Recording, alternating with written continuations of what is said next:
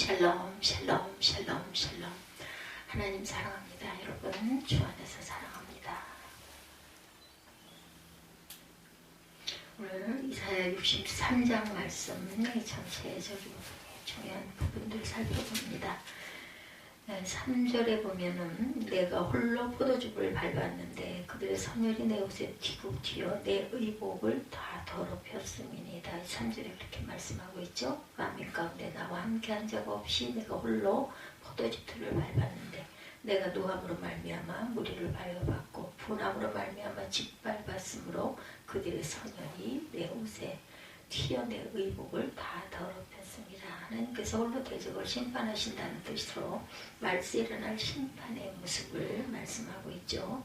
계시록 14장 19절에서 20절에 보면 천사가 낫을 땅에 휘둘러 땅에 포도를 거두어 하나님의 진노에 큰 포도주 틀을 던지매 성 밖에서 그 틀이 밟히니 틀에서 피가 나서 말굴레까지 닿았고 1600 스타디온에 퍼졌더라. 이렇게 말씀하고 있어요. 그 이름을 영원하게 하려 하사 12절이죠. 하나님만이 참 신이라는 것은 온 세계에 알리려고 이스라엘 민족을 애굽에서 구원하여 내셨다라는 뜻이죠. 느헤미야 9장 10절에도 보면 이적과 기사를 베푸사 바로와 그의 모든 신하와 그의 나라 온 백성을 치셨사오니 이는 그들이 우리의 조상들에게 교만하게 행함을 아셨습니다. 주께서 우리와 같이 명예를 얻으셨나이다. 여호와여 어찌하여 주를 경외하지 않게 하시나이까. 17절에 보면 이렇게 말씀하고 있죠. 주의 길에서 떠나게 하고 마음을 완고하게 하시는 이는 하나님이시다라는 뜻이죠. 이는 이스라엘 백성들의 죄악 때문이며 이처럼 죄를 범하면 하나님은 사람의 마음을 완고하게 하여서 눈을 감기신다라는 겁니다.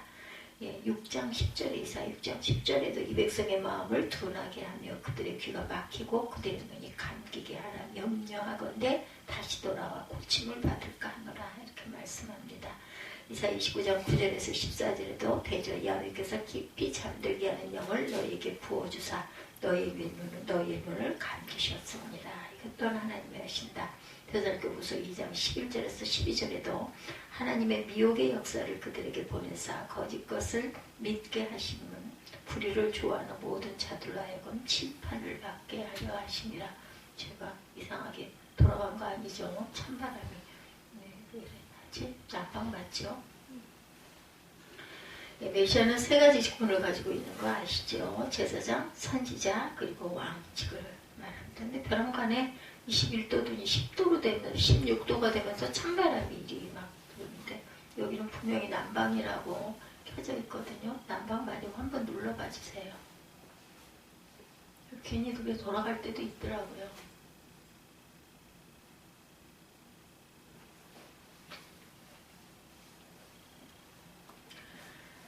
왕과 제사장과 선지자 직분. 그런데 왕직은 다스리는 직분뿐만 아니라 치리하는 직분까지 포함합니다. 바로 이 치리하는 권세를 메시아는 마지막 때에 행사하신다.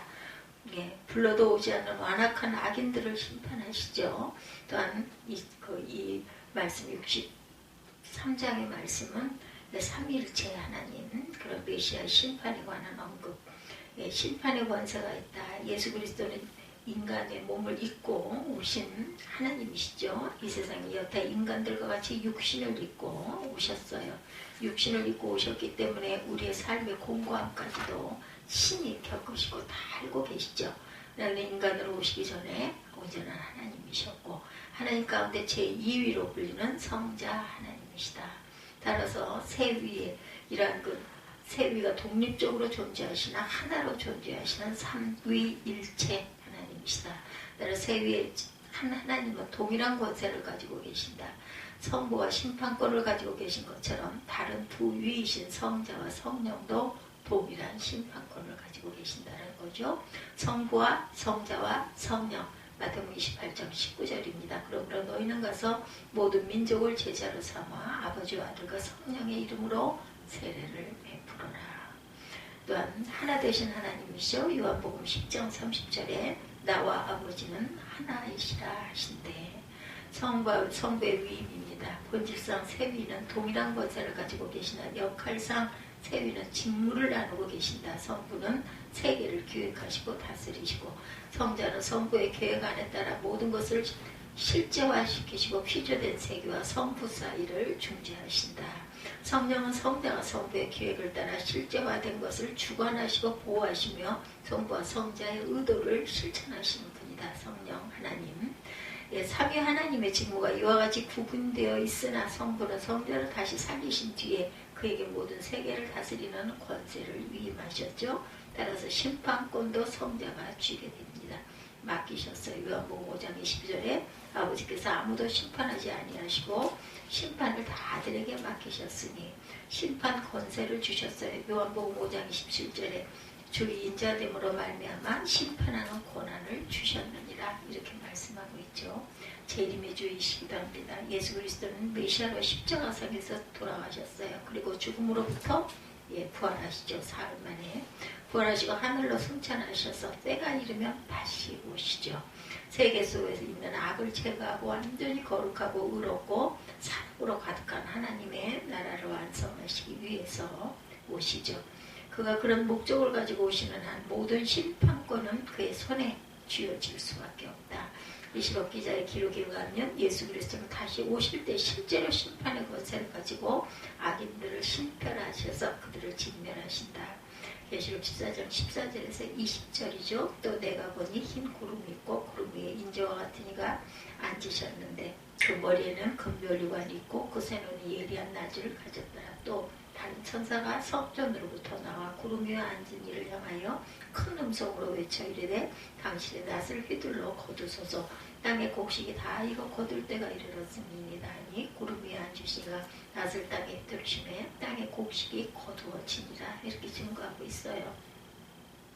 계시록 14장 17절에 보면 또 다른 천사가 하늘에 있는 성전에서 나오는데 역시 예리한 낫을 가졌더라. 또 불을 다스리시는 다른 천사가 제단으로부터 나와 예리한 낫 가진 자를 향하여 큰 음성으로 불러 이르되 내 예리한 낫을 휘둘러 땅의 포도송이를 거두라. 그 포도가 익었느니라 하더라. 천사가 낫을 땅에 휘둘러 땅의 포도를 거두어 하나님의 진노의 큰 포도주 틀에 던짐에 성 밖에서 그 틀이 밟히니 틀에서 피가 나서 말 굴레까지 닿았고 1600스타디온에 퍼졌더라. 이렇게 증거하고 있습니다. 그리고 재림의 심판에 대해서 계시록 19장 15절에도 그의 입에서 예리한 검이 나오니 그것으로 만국을 찌겠고 친히 그 틀을 철장으로 다스리며 친히 하나님 곧 전능하신 이의 명령의 진로의 포도주 틀을 밟겠고 그 옷과 그 다리에 이름을 쓴 것이 있으니 만왕의 왕이요 만주의 주라 하였더라. 심판의 행사에 대해서 이미 임한 심판에 대해서 말합니다. 모든 인간이 저주 아래 있었을 때 모든 인간이 비참한 징역이 있었기 때문에 누구는 불쌍하고 누구는 불쌍하지 않다는 계명이 없었죠. 그렇지만 예수 그리스도로 말미암아 빛이 들어와 그 가운데 일부와 구원을 얻은 뒤로는 상황이 달라집니다. 구원을 입지 못하는 자들이 비로소 불쌍한 존재로 인식되기 시작합니다. 그제 그들의 처참한 상태에 있다는 것이 드러나죠. 그들은 그런 상태에 있다는 것 자체로 상대적 고통에 빠지게 됩니다. 믿지 않는 것 자체가 심판이 된다. 은밀한 선악간의 심판. 전도서 12장 14절에 나는 청년의 때 너의 창조주를 기억하라. 곧 공고한 날이 이르기 전에 나는 아무 낙이 없다고 할 해들이 가깝기 전에 이미 받은 심판이죠. 요한복음 3장 18절에 그를 믿는 자는 심판을 받지 아니하는 것이요 믿지 아니하는 자는 하나님의 독생자 이름을 믿지 아니하므로 벌써 심판을 받은 것이라. 63편 1절에서부터 6절까지 읽어봅니다. 에돔에서 오는 자 누구며 붉은 옷을 입고 보스라에서 오는 이 누구냐. 그 화려한 의복 큰 능력으로 걷는 이가 누구냐. 그는 나이니 공의를 말하는 이요 구원하는 능력을 가진 이로다. 어찌하여 내 의복이 붉으며 내 옷이 포도주 틀을 밟는 자 같으냐. 3절에 만민 가운데 나와 함께한 자가 없어 내 홀로 포도주 틀을 밟았는데 내가 노함으로 말미암아 무리를 밟았고 분함으로 말미암아 짓밟았으므로 그들의 성혈이 내 옷에 튀어 내 의복을 다 더럽혔음이니 이는 내 원수가 없는 날이 내 마음에 있고 내가 구속할 해가 왔느냐. 내가 먼저 도와주는 자도 없고 붙들어주는 자도 없으므로 이상하게 여겨 내 팔이 나를 구원하며 내 분이 나를 붙들었음이로다. 내가 노함으로 말미암아 만민을 밟았으며 내가 분함으로 말미암아 그들을 취하게 하고 그들의 선일이 땅에 쏟아지게 하였느니라. 7절에 보면 내가 야훼께서 우리에게 베푸신 모든 자비와 그 찬송을 말하며 그의 사랑을 따라 그의 많은 자비를 따라 이스라엘 집에 베푸신 큰 은총을 말하리라. 그 그가 말씀하시되 그들은 실로 나의 백성이여 거짓을 행하지 아니한 자녀라 하시고 그들의 구원자가 되사 그들의 모든 환난에 동참하사 자기 앞에 사절하여금 그들을 구원하시며 그의 사랑과 그의 자비로 그들을 구원하시고 예적 모든 날에 그들을 드시셨며 안으셨으나 그들이 반역하여 주의 성령을 근심하게 하였으므로 그가 돌이켜 그들의 대적이 되사 친히 그들을 치셨더니 백성이 옛적 모세의 때를 기억하여 이르되 백성과 양대의 목자를 바다에서 올라게 하시니가 이제 어디 계시냐 그들 가운데 성령을 두시니까 이제 어디 계시냐 이렇게 말하고 있어요. 심판의 행사에 대해서 말하죠. 이미 임한 심판입니다. 모든 인간의 저주 아래 있었을 때 모든 인간이 비참한 지경이 있었기 때문에 누구는 불쌍하고 누구는 불쌍하지 않다는 개념이 없었다는 거죠. 은밀한 선악간의 심판 전도서 12장 14절에 너는 청년의 때에 너의 창조주를 기억하는 곧 공고한 날이 이르기 전에 나는 아무 낙이 없다고 할 해들이 가깝기 전에 이미 받은 심판에 대해서 그를 믿는 자는 심판을 받지 아니하는 것이요 믿지 아니하는 자는 하나님의 독생자 이름을 믿지 아니하므로 벌써 심판을 받았다.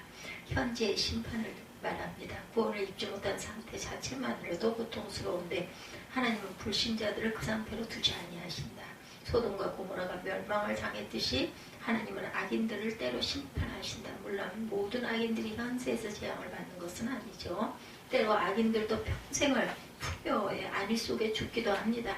그렇지만 악인은 대체로 현세에서 심판을 받아 고통을 받죠. 그 말로가 비참하게 되어 인생을 마친다.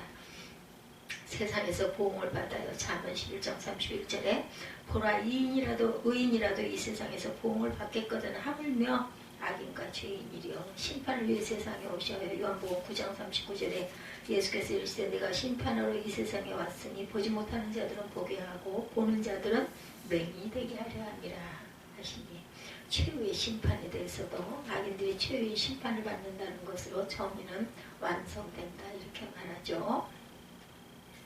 예. 의인들은 그 마음의 고통을 덜게 됩니다. 예. 심판을 받는다는 것으로 정의가 완성되고 의인들은 그 마음의 고통을 덜게 된다. 만일 악인들이 최종적으로 잘 살겠는데 누가 이 세상에서 의의 힘겨운 삶을 살려고 하겠는가. 그렇지만 악인이 잘 사는 경우는 없다. 궁극적으로 모든 악인은 하나님 최후의 심판대 앞에서 죄값으로 인해 멸망에 이르게 된다는 것이죠. 그들이 살아서 전혀 상상하지도 못했던 어두움과 극심한 고통만 있는 지옥 형벌을 받게 된다. 이 세상에 잘 살다 죽는 악인들은 그곳에서 뼈저린 죄값을 치진다. 최후의 심판 마태복음 25장 31절 33절입니다. 인자가 모든 천사와 함께 올 때 인자가 자기 영광으로 모든 천사와 함께 올 때 자기 영광의 보좌에 앉으리니 모든 민족을 그 입에 모으고 각각 구분하기를 목자가 양과 염소를 구분한 것 같이 하여 양은 그 오른편에 염소는 왼편에 두리라. 백보자 심판입니다. 계시록 20장 12절에 또 내가 보니 죽은 자들이 큰 자나 작은 자나 보좌 앞에 서 있는데 책들이 펴있고 또 다른 책이 펴졌으니 곧 생명책이라 죽은 자들이 자기 행위를 따라 책들에 기록된 대로 심판을 받는다. 심판의 실제와 그 결과에 대해서도 얘기를 하죠.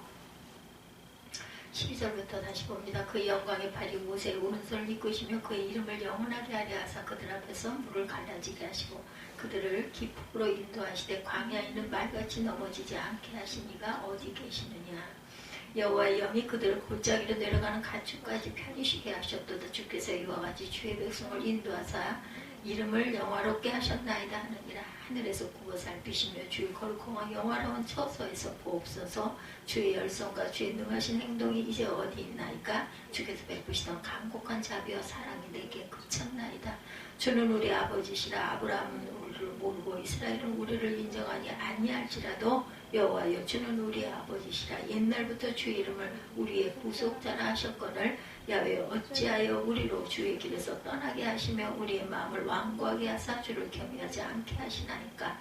원하건대 주의 종들 곧 주의 기업인 지파들을 위하사 돌아오십시오.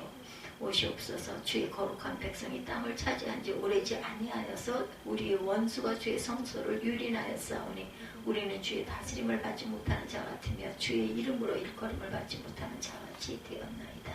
심판의 실제와 결과죠. 고통이 온다. 모든 인간에게 고통이라는 것이 있죠. 태어날 때부터 죽을 때까지 인간은 고통을 느끼고 갑니다. 세상에서 잘 살다 죽은 악인들은 그곳에서 뼈저린 죗값을 받는다는 것이에요. 배고플 때 고통이 있고, 칼에 베었을 때 쓰라린 고통이 있고, 불에 데었을 때에도 말할 수 없이 쓰라린 고통을 느끼죠. 사랑하는 사람이라 소유를 잃었을 때 마음이 찢어지는 고통을 느낍니다. 그렇지만 그의 삶의 고통도 하나님의 악인에게 주는 고통에 비하면 아무것도 아니다. 하나님의 악인에게 주는 고통은 죽지도 않으면서 절구에 빠여지는 것 같은 것이다. 해산하는 여인의 고통, 미가서 4장 9절인데 이제 내가 어찌하여 부르짖느냐 너희 중에 왕이 없어졌고 내 모사가 죽었으므로 내가 해산하는 여인처럼 고통하느냐. 고통하는 때 디모데후서 3장 1절입니다. 너는 이것을 알라. 말세에 고통하는 때가 이르러. 집단적인 참사죠. 악인들은 대체로 개별적으로 죽지 않고 집단적으로 죽는다.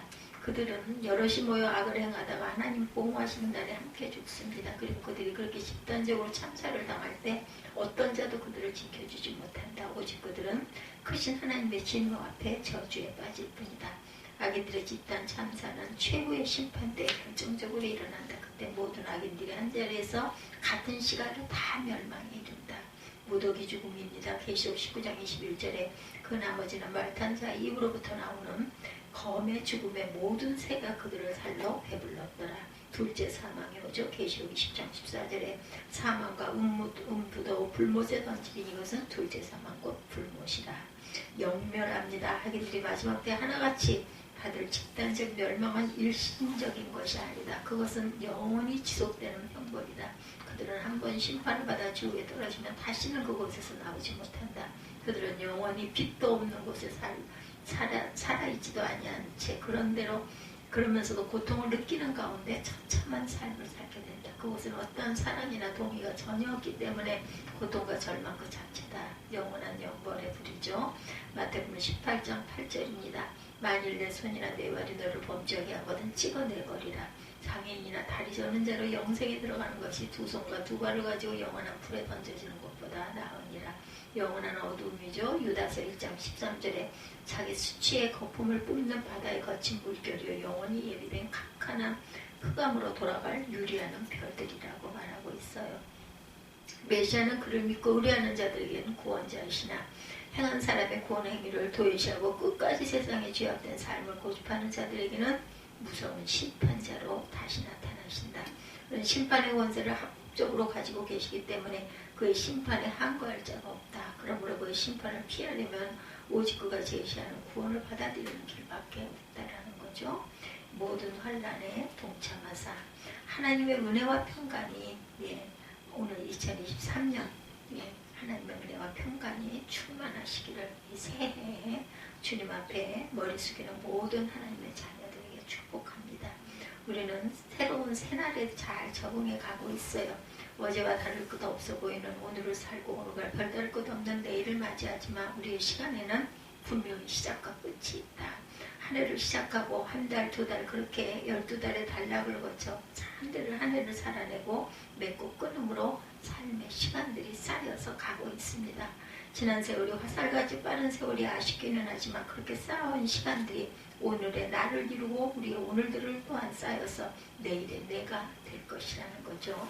한 해를 마치고 한 해를 시작하는 것은 하나님이 주신 좋은 아름다운 선물입니다. 맺고 끊는 것을 어려워하는 우리에게 시간과 날짜를 구분하는 일상 속에 큰 도움을 주신 하나님, 그리고 계절을 따라 시간의 흐름을 따라 우리의 삶을 아름답게 이어갈 수가 있는 하나님의 은혜죠. 초등학교를 졸업하고 중학교 가면 중학생답게 태도와 자세를 배우고 연습합니다. 법이 정한 시간에 따라 미성년을 벗어나죠. 성년이 되면 아름다운 모습으로 삶을 이끌어가죠.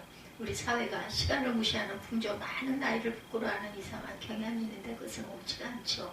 우리의 시간이 한 해 뒤에 늘어가고 우리의 나이가 한 살, 두 살 늘어가면서 살아온 시간과 나이에 어울리는 모습과 태도가 있어야 되지. 살아가야 합니다. 나이가 많은 것이 부끄러운 것이 아닌데 또한 나이가 많다고 그것이 자랑스러운 것도 아니죠. 나이에 어울리는 삶의 자세와 태도를 갖추지 못한 것은 부끄러운 모습입니다. 우리는 젊은 날을 아쉬워하기보다는 오늘에 어울리는 우리 인생을 살아가려고 늘 애쓰고 힘쓰고 배워나가야 되겠죠. 우리 일상이 나와 나이와 계절에 따라 어울리는 자세가 있듯이 교회 생활과 신앙인의 삶에도 때마다 어울리는 절기와 계절이 있다. 주로 성탄절과 부활절에 집중하지만 그 외에 교회력에는 중요한 절기들이 많이 있습니다. 절기를 따라 몸과 마음을 가지런히 하는 것은 믿음 생활의 큰 지표이고 도움입니다. 예, 그 주연절에 대한 두 가지 전승이 있는데, 하나는 동방의 박사들이 별을 보고 찾아와서 아기 예수께 경배한 것을 기념하는 것이고, 동방 박사들은 주님께 황금과 유향과 모략을 예물로 준비하죠. 주현, 주님의 나심을 축하하며 경배했는데, 주연절은 이 날을 기념하는 날, 우리가 지나가고 또 맞이하고 합니다. 두 번째 주연절은 예수님의 세례 요한에게 세례 받으신 일을 기념합니다. 주님의 세례를 받으시고 물에서 올라오실 때 하늘이 열리고 성령이 비둘기같이 예수님에 임하셨는데, 주연절은 또한 이 일을 또한 기념하기도 하죠. 후대의 교회는 이 두 전통을 통합해서 주연절인 1월 6일에 동방박사들이 경배한 일을 기념하고, 주연절 첫 주에는 주님의 세례 받으신 그러한 일들을 기념합니다. 그래서 교회력이 적혀있는 달력을 보면 세례주일이라는 기록이 또한 나와 있기도 하죠. 주님이 현현하셨다 상징하는 색은 흰색과 초록색 두 가지라고 하죠. 흰색은 예수님의 영광을 상징하고 초록은 성장을 의미합니다. 그래서 강단의 색은 흰색이고 초록으로 이렇게 바뀌어간다고 하죠. 이것을 다 지켜나가는 그런 교회들도 있겠죠. 우리는 그저 의미만 알고 갑니다. 주님이 나타나신 주연절, 또한 성탄을 지내고 주연절과 함께 새해가 열립니다. 그리스도인의 삶의 태도가 또한 더 이렇게 한 번 더 돌아보는 그러한 그 시간이 되죠. 예수님이 우리 가운데 오시고 우리는 주님의 영광을 위해 살아야 하고, 또 우리의 믿음은 성장하고 성숙해야 합니다. 주님의 오심은 기원 전과 기원 후로 인류 역사의 흐름을 바꿔놓기도 했어요. 예수님의 오심으로 인류의 역사는 0에서 1로, 그리고 오늘은 2023년 이렇게 확정돼서 흘러온 날짜가 벌써 어느덧 벌써 말일이 돼가고 있습니다. 주님의 오심으로 인류는 미래를 향한 역사를 살 수 있게 되었어요. 우리는 예수 그리스도 안에서 부활과 영생을 소망하고 매일매일 살아가고, 절기마다 예배하고 주일을 지키고, 또한 월요일이 열리고, 그래서 한 주를 열심히 살아갑니다. 오늘은 우리가 우리나라로 음력 구정을 지나가고, 또한 이렇게 오늘부터 업무가 시작이 되죠. 그래서 주말과 주일, 그리고 월화 공휴일을 지나고 수요 예배로 주님 앞에 영광을 돌리고 있습니다. 우리는 예수 그리스도 안에서 부활과 영생을 늘 매일매일 순간순간 소망합니다. 그래서 예수님의 공생애를 묵상하기도 하고, 우리 믿음이 자라고 성숙하기를 늘 기도하고 가죠. 주님의 고난과 십자가를 만나는 사순절에 이르기까지 주님의 말씀과 행적을, 그리고 영적 성장을 이루죠. 그래서 복음서를 통해 예수님의 말씀과 행적을 묵상하는 때가 바로 주연절의 절기 그 즈음이고, 매일매일이 이렇게 매일매일이 우리가 예수님께서 현현하신 그 기쁨을 생각하면서 묵상하는 날이죠. 요한복음의 새벽기도에 여러분이 주님의 영광을 만나고 신앙에 성숙하는 일에 큰 도움이 되죠. 저와 여러분에게 새해 2023년 말씀과 기대로, 또한 새벽을 깨우는 그런 한 해가 되기를 주님의 이름으로 축복합니다. 하나님이, 예수가 늘 우리 주위에 함께 계시죠. 인생 속의 행복의 조건들은 너무도 쉽게 낡은 것이 되고 갑니다. 조건에 따라 행복은 조금씩 퇴색되다가 사라지기도 하죠. 세상 조건들의 기쁨이 없는 것은 아니지만 기쁨이 지속성이 없어요. 피조물이기 때문에 아무리 튼튼한 기계도 시간이 흐르면 결국 무엇인가 낡고 망가지죠. 우리 몸이 또한 그런 것 같습니다. 제가 어제도 병원에를 잠깐 아이 때문에 갔는데 보니까 주변에 엄청나게 몸 뼈에 대한 그런 그 병원들이 많이 늘어나는 게 보여요. 새 건물들이 여기 많이 세워지잖아요. 정형외과, 그리고 특히나 척추, 뼈, 측만 이런 것들이 굉장히 많이 눈에 뜨이더라고요. 한방도 마찬가지예요. 세상의 피조물들이 이렇게 망가지고 부서지고, 그 속에서 또한 새로움의 근원, 생명의 근원이 생겨나야 되는데 생겨나는 것보다는 고통과 아픔들이 이렇게 점점 늘어나는구나 이런 생각. 그리고 앞으로는 더 많이 늘어나겠구나. 왜냐하면 고령화 시대가 되고 있기 때문에. 다윗은 시편 13편 1절에서 보면 이 안에는 나의 목자시니 내게 부족함이 없다고 고백합니다. 여기서 부족함이 없다는 말은 늘 꽃길로만 다닌다는 뜻이 아니고 주님과 함께하니 그 어디나 하늘나라 노래하는 것은 우리가 세상에서 추위와 배고픔도 없이 더위와 목마름도 없이 산다는 말이 아니죠. 하나님은 출애굽 여정에 지친 이스라엘에게 말씀하세요. 출애굽 19장 4절에 내가 애굽 사람에게 어떻게 행하였은가, 내가 어떻게 독수리 날개로 너희를 업어 내게로 인도하였음을 너희가 보았느니라 이렇게 말씀합니다. 한 해를 시작하고 지나온 시간을 돌아보면 후회가 많죠. 회한이 많습니다. 내가 좀 이거 그렇게 판단하지 말걸, 그렇게 결정짓지 말걸, 이렇게 후회스러운 일들이 참 많아요. 근데 돌이킬 수가 없어. 어차피 이미 지나갔는데 어찌하겠습니까? 다시는 이런 일이 반복되지 않게 하겠다라는 결단을 해야 되겠죠. 예, 코로나 그 상황이 이제 30일로 그 실내에서도 코로나가 그 마스크를 법적으로 이것을 강제하는 부분들이 없어진다고 합니다. 자율적으로 이제 특히 뭐 병원이나 사람이 많이 모이는데 버스 안이나 뭐 이런 특별한 데 외에는 이제 마스크를 쓰지 않아도 괜찮다. 사람이 많이 밀집돼 있거나 뭐 이런 특별한 곳에서는 권면으로 넘어갔다고 하네요. 이 꼭 그 발표가 3년째 되는 시작되던 날 그만큼이 3년이래요. 꼭 딱 3년이다. 제가 신문에 보니까 나와 있더라고요. 여러 날 전에 발표를 했는데 제가 본 것은 좀 며칠 늦었어요. 참 그래서 그날이 올 것이다 생각했는데 오기는 왔구나. 이제는 그 실내에서 그렇게 꼭 쓰지 않아도 뭐 본인이 알아서 판단할 일이죠. 지금도 길에 보면 마스크 거의 다 쓰고 다니세요. 안 쓰신 분들이 있는데 그냥 안 써도 상관이 없기는 하지만 지금도 보면 안 쓴 분보다는 쓰신 분들이 너무나 많더라고요. 한 해가 어느덧 1월달이 지나갑니다. 그래서 30일로 마스크가 해방된다라는 그러한 그 소식. 비록 코로나 상황이 아직 끝나지는 않았어요. 아직도 보면은 뭐 많은 분들이 그 감염이 돼가지고 숫자들이 많이 뜨기도 하죠.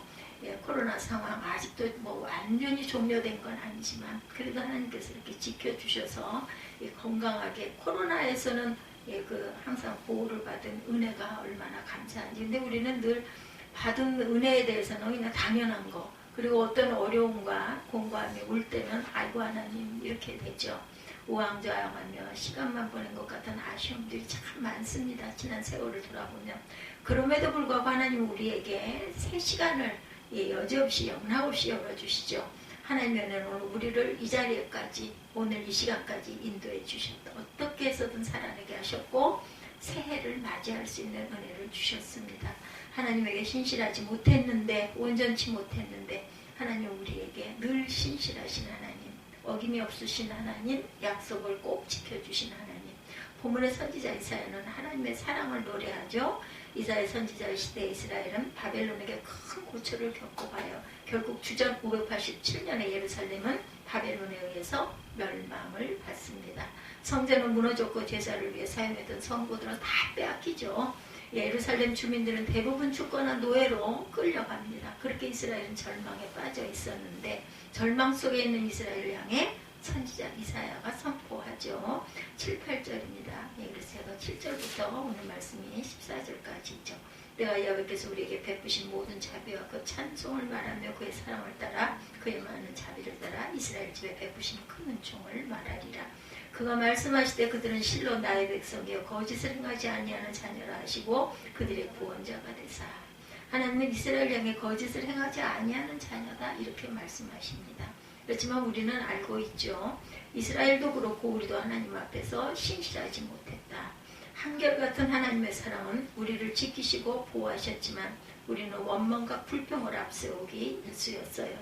감사하는 삶이 축복의 삶이란 말은 하지만 중심에 감사를 드리지 못하고 한숨과 실망으로 시간을 보내기도 했던 날들이 얼마나 많은지 지나온 시간. 하나님은 이런 보잘것없는 우리를 향해서 나의 백성이여 거짓을 행하지 아니하는 자녀라 하시면서 우리의 구원자가 되시겠다라고 약속을 하시죠. 거짓을 행하지 아니하는 자녀라는 말은 객관적인 사실이 아닙니다.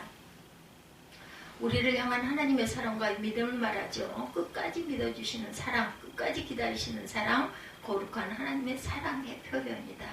우리가 하나님을 믿는 것처럼 하나님은 또 우리를 믿어주신다라는 거죠. 하나님이 나를 사랑하시지 않는다고, 하나님이 내 기도는 들어주시지 않는다고 우리가 투덜거린다는 그 사실은 내가 하나님을 사랑하지 않고 하나님을 믿지 못하기 때문이다. 온전히 믿지 못하기 때문이다. 거짓을 행하지 아니하는 자녀라는 말이 지금 우리의 모습이 아니고 하나님이 우리를 믿어주시고 친히 구원자가 되어주셨어요. 우리 주 예수 그리스도로 인해 우리에게 그런 가능성들이 주어집니다. 하나님이 우리를 거짓 없는 자녀로 부르시고 친히 인도해 주셔요. 우리가 하나님을 통하여 방향을 분명하게 정하고 행하면 하나님 주신 가능성은 장차 우리 속에 현실화될 것이다. 우리가 가능성을 주시고 인도하시고 이루게 하신 하나님의 사랑, 그 사랑의 신비가 9절에 그들의 모든 환난에 동참하사 자기 앞에 사자로 하여금 그들을 구원하시며 그의 사랑과 그의 자비로 그들을 구원하시고 옛적 모든 날에 그들을 드시며 안으셨으나 하나님의 사랑은 환난에 동참하는 사랑이다. 하나님은 우리의 어려움을 모르시지 않죠. 기독교 신앙의 가장 큰 신비는 하나님의 사랑이 대신 하나님이 사람이 되시는 거죠. 하나님의 사람이 되어서 우리 가운데 친히 오신 사건, 그죠? 인자로 오셨어요. 네, 사람으로 오신 하나님은 인생의 모든 아픔과 환난에 동참하십니다. 그리고 환난 속에 방황하는 인생을 구원하셨죠. 직접 친히 구원하셨어요. 하나님의 사랑과 자비는 우리의 구원과 능력이 되었습니다. 그러나 하나님의 사랑 앞에 이스라엘도 오늘의 우리도 신실하지 못했다. 10절입니다. 그들이 반역하여 주의 성령을 근심하게 하였으므로 그가 돌이켜 그들의 대적이 돼서 친히 그들을 치셨더니 이렇게 말씀하죠. 하나님은 늘 우리를 향해 신실하시지만 그러나 우리는 그렇지가 못했다. 다급할 때는 하나님을 찾다가도 형편이 나아지면 무심해지고 등 돌리기 일쑤입니다. 하나님의 사랑은 한결같이 우리를 향하시는데 우리는 내 마음만 앞서고 내 이익만 앞서고 내 감정만 앞서는 목이 곱고 고집이 센 인생들입니다. 그래서 하나님은 때때로 백성의 허물을 책망하시고 때로는 매를 들어 회초리를 치시기도 하시죠. 그렇지만 하나님의 징벌은 그 자체를 위한 것이 결코 아니라는 것을 잊지 말아야 되겠다. 고통 속에서 하나님의 음성을 들을 수 있어야 합니다. 그래서 환난 날에 우리가 부르짖으라 말씀하죠. 인생에 만나는 고통은 슬픈 것이지만 우리를 하나님께 더욱 가까이 이끌기도 한다. 깨달아 알게 하신 하나님. 광야는 고단한 곳이지만 오로지 하나님을 의지하는 곳이기도 하다. 그죠? 광야에서 무엇을 의지하겠어요? 하나님 한 분밖에 의지할 것이 없죠. 광야는 아무것도 없는 곳이기는 하지만 하나님께서 모든 것을 채워주시는 곳이기도 한다. 하나님이 아니시면 우리가 살아갈 수 없는 것을 깨닫게 하시는 곳이 광야입니다. 그러니 어떤 때라도 우리의 소망은 하나님임을 기억해야겠습니다. 우리가 하나님의 뜻을 거역하는 일을 불가피하더라도 하나님의 은혜와 사랑을 거역하는 일은 잊지 말아야 되겠다. 절대로 우리가 하나님의 사랑을 기억하는 일은 잊지 말아야 되겠다. 인생길에 넘어지고 낭망하는 것은 피할 수 없더라도 하나님을 향하여 부르짖고 기도하는 것을 잊어서는 안 되는 거죠. 11절에서 14절입니다. 백성이 옛적 모세의 때를 기억하여 이르되 백성과 양떼의 목자를 바다에서 올라오게 하시니가 어디 계시냐? 그들 가운데 성령을 두시니가 이제 어디 계시냐? 그의 영광의 팔이 모세의 오른손을 이끄시며 그의 이름을 영원하게 하려 하사 그들 앞에서 물을 갈라지게 하시고 그들의 기품으로 인도하시되 광야에 있는 말같이 넘어지지 않게 하시니가 이제 어디 계시냐? 야훼의 영이 그들을 골짜기로 내려가는 가축같이 편히 쉬게 하셨도다. 주께서 이같이 주의 백성을 인도하사 이름을 영화롭게 하셨나이다 하였느니라. 이스라엘은 어려울 때마다 하나님을 찾았고 하나님은 하나님께 부르짖는 자녀들을 언제나 구원하셨습니다. 지난 1년 그죠? 인생이 참 가혹하거나 낙심한 분들이 많이 계실 거예요. 가혹한 시련에 눈물 마를 날이 없었던 분들도 많이 계실 겁니다. 삶이 고단할 때마다 우리는 사랑하는 이스라엘을 광야로 이끄시던 하나님의 마음을 헤아려야겠습니다. 광야에서 하나님을 멀리 계셨듯 보여도 이스라엘과 함께 하셨고 광야에서 하나님은 이스라엘을 버리신 것 같아도 구름 기둥과 불 기둥으로 만나와 메추라기로 먹이시면서 보호하고 계셨죠. 삶이 힘겨워도 우리는 잊지 말아야 합니다. 하나님의 사랑밖에는 겪는 고통이 없어요. 삶 밖에서 겪는 고통이 없습니다. 1년을 돌아보면 아무 한 일도 없이 허송세월인 것 같아 속이 상할 때도 많지만, 그렇지만 우리는 어떻게든 살아냈고 하나님은 새 새날을 우리에게 선물로 주셨어요. 여러분의 고단한 인생길에도 하나님이 늘 함께하고 계셨고 하나님의 손 붙들고 이 자리에까지 인도하셨다라는 것, 의와 보응과 진리로 인도하여 주셨어요. 고달프지만 광야는 가나안에 이르는 길이었습니다. 십자가는 부활과 영생에 이르는 길이라는 것, 모든 환난에 동참하시는 하나님의 은혜가 저와 여러분의 하루하루 가운데 구원으로 경험되시기를 주님의 이름으로 축복합니다.